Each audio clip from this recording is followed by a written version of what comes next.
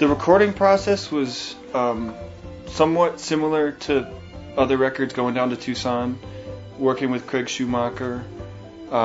We also worked with Chris Schultz again, and so a lot of it is having a comfortable family around us and being at Wave Lab. I felt like everyone was more confident in the studio and more confident with their abilities, and I think that's also one of the reasons why we went back to Wave Lab, because we could feel comfortable around Craig and everybody, and it's sort of this environment that encourages creativity, and there's just like everywhere you put your arm out and you'll find this guitar that sounds perfect or this keyboard that you want to play. So it's like this playroom of creativity.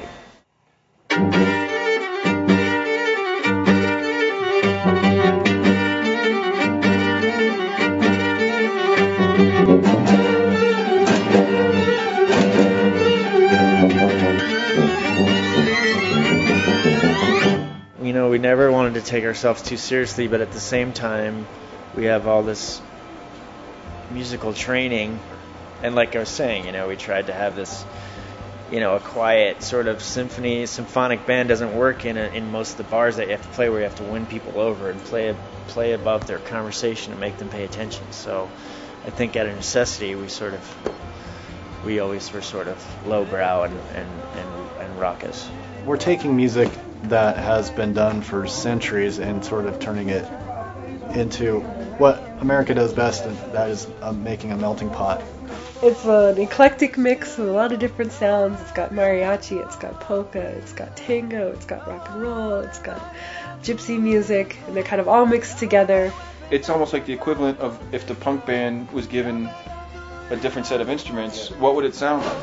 You better be what you say, why don't you say what you think? I'll never get anywhere, I'll get the space in between. Beautifully mutilated, instantly antiquated. I will admit I was always underestimated. Well, playing for new audiences is one of my favorite things to do, because it's always fun to see their reaction to our songs, and it's interesting to see which tunes really grab them. And a lot of times, you know, the first 3 or 4 tunes, they don't really know what to make of us. They're kind of surprised at the different variety of styles that we have. That is what I love most about being on stage with DeVotchKa, is having a thumping tuba and Sean back there sounding like 50 Cuban guys, and Tom squeezing his accordion to death, and it just creates this shimmering sort of, and you can see it sort of take hold of the crowd. I think it's a continuation of what people go to see a DeVotchKa show for. You know, they might like all the other entrapments, but I think really they just want to have a sort of tuba dance party.